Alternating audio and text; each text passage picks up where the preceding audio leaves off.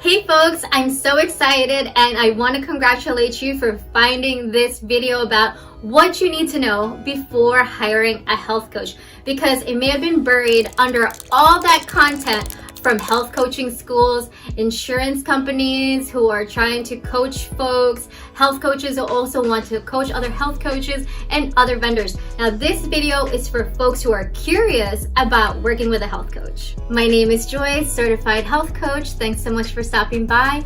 I make videos for people who want to start or refresh their healthy habits, and this week's video builds on last week's, which is titled, What's the Difference Between a Health Coach, Nutritionist, and Dietitian?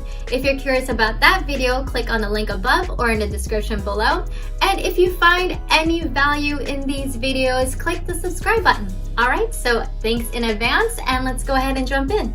Let's get into the 10 things you need to know before hiring a health coach. Please grab yourself a pen, pencil, piece of paper, or use your phone with a note-taking app to write down a few words. Tip number 1 is one of those things that are non-negotiable because it's so important to know your values, especially if you're going to be working with someone. They may not have the same values as you, but it doesn't mean that they are less or better as a person. Okay, so please take a few minutes to look at these words and jot the most important ones down for you. And then next to it, jot down the values you would like a health coach to have. And then we'll pull everything together in the end. Tip number 2, confidentiality. Health coaches are trained to provide a safe and non-judgmental space for their clients so they can honor their experience and growth. Now, if you're working with a health coach with some health conditions where you're sharing health information, it's important to know if that health coach's communication platform is HIPAA compliant. The next 2 tips fall under the same category, credentials. Tip number 3 is about titles. Now, anyone can call themselves a health coach, so if they're calling themselves that, they're not fake. But there are certificate programs available that show proof of competence, okay?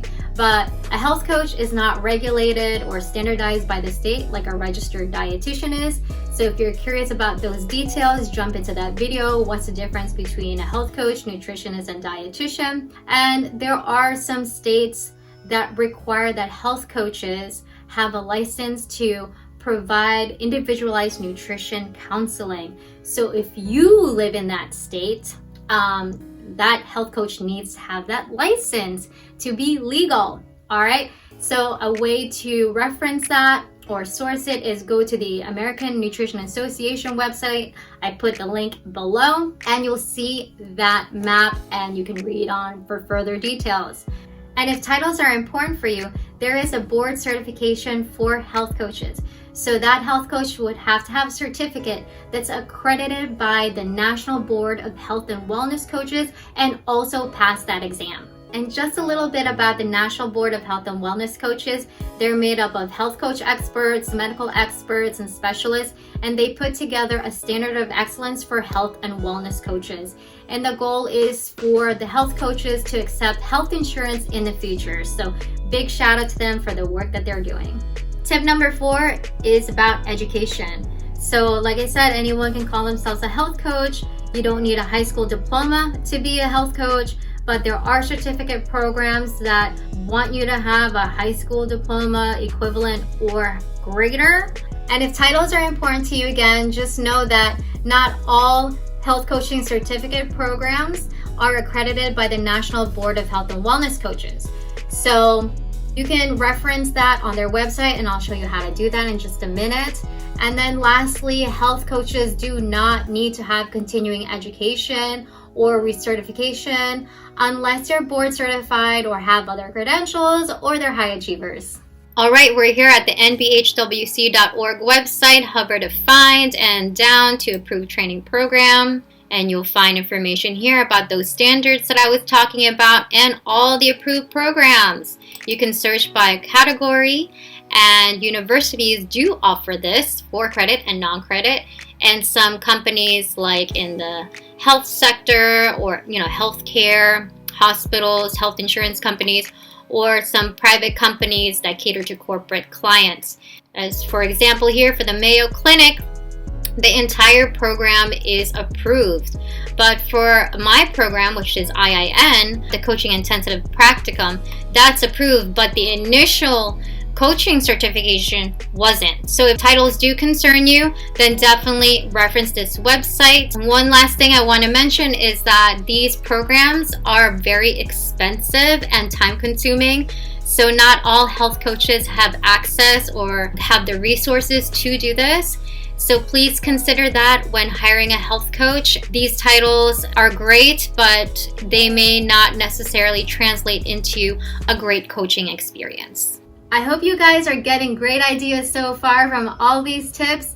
And if you are, don't forget to hit the subscribe button if you haven't already, and also connect with me on Instagram and Facebook at Kala Health and Wellness.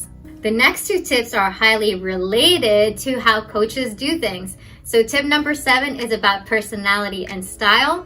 When you get a chance to talk to them on the phone for a free consult, get a sense of how they are. Like, are they open and honest, positive, calm, excitable, and get a read if they can match your energy, because you don't want a coach to be so excited and positive and happy when you're not. So that definitely has to be a match during those sessions. The next thing to think about is their coaching style. Are they more big picture or more detail oriented? Do you feel like they're going to explore a lot of options with you with more time, or do you think they'll get straight to the point? And lastly, what is the content like on their blog, social media, or YouTube channel? Now, not all health coaches have all these things, but if they did, what is the content like? Is it educational, motivational, inspirational, or actionable, or all of the above? The next tip could be a deal breaker for some folks. So just so you know, health coaches are most likely working for themselves, and they may not have a budget to hire a diversity and inclusion consultant. So tip number 8 is related to cultural competency. So I know that empathy is not something that can be taught, but did the coach go an extra step to maybe take a cultural competency course? What is their work like with the BIPOC and LGBTQIA+ community?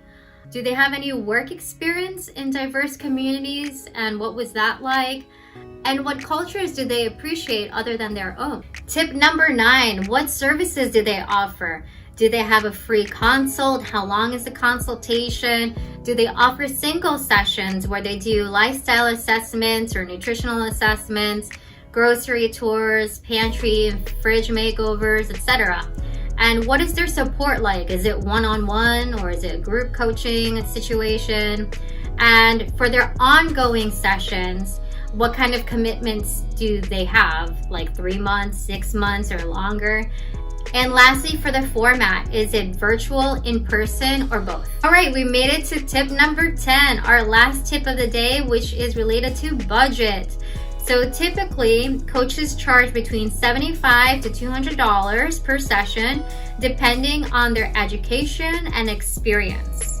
All right, so also just look into how long those sessions are. Some do offer discounts or a sliding scale, but it's really out of pocket mostly. Like I said, the National Board of Health and Wellness Coaches is working on health coaches accepting health insurance, but as of right now, we are not there yet, sadly. You can check with your HSA or FSA program that you participate in to see if they'll reimburse you for health and wellness coaching services. Depending where you are in your quest for hiring a health coach, please watch the video, Why Should I Hire a Health Coach?, as well as what health coaches can or cannot do. All right, guys, like I said, we're tying everything together. So just remember what your values are that you put down and what values you put down for the health coach. And now in the next page, you're just gonna match up those values with the factors for hiring a health coach. And if you are highly considering hiring a health coach, go ahead and research to narrow it down. So I made this chart for y'all, and if you'd like a blank one, I can email it to you. Please contact me at jm@kalahealthandwellness.com. So star the ones that are non-negotiables for you, and then go ahead and put yes or no or factors to hire a health coach, and then just sum up all the yeses on the bottom and see which one has the highest. Now, if you have a tie, look into where there is a tie. So for example, your values, coach number 1 is a yes, but coach number 2 is a no. So that is another point for this coach number 1. And that wraps it up, guys, for our 10 things to know before hiring a health coach. This is our last video of this series, Work with a Health Coach. And if you've watched all 4 videos, I am so honored that you did that, and it means a lot to me. So thank you so much. And if this is just one of your first videos watching, I appreciate you too. So again, thanks so much for watching. If you enjoyed this video, give it a thumbs up, share, or hit the subscribe button if you haven't already. And if you have, thank y'all so much. We are going to continue on next week with cooking again, with the basics and basic recipes. So please stay tuned for that. And until then, remember, you deserve to be happy and healthy.